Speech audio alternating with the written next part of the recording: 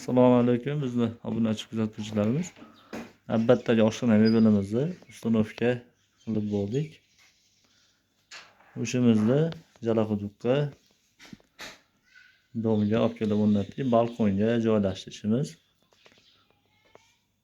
Ishimiz mexanizmlari o'ng tomonda gazimizni, vitishkamizni joylashtirib berdik. Akryl material bo'ldi. Salafonlarimiz turibdi.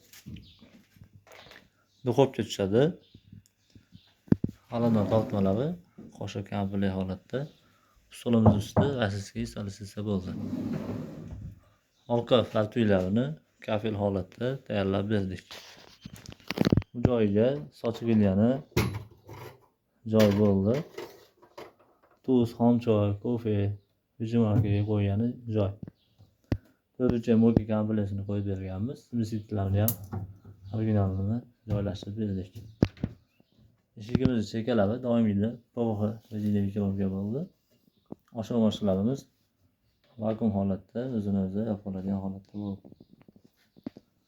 Ishimizda pagona metrini 1 metr pagonasiga 2 million so'mdan tayyorlab berdik.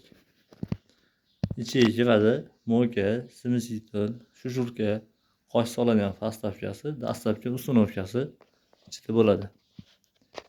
Telefon nomerlarimizni shu video ostiga yozib qoldirib qo'yamiz. Doim xizmatinglardamiz.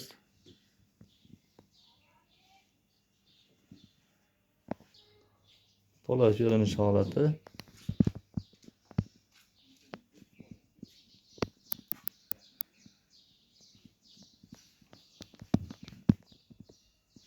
İç chuqurliklari 45-30 holatda bo'lgan. İç chuqurlari 45 holatda, katta narsa qo'ysa bemalol eshiklar yopiladi. Tepa chuqurliklari ham 30 cm, polkalarini ikkitalik qilib berganmiz.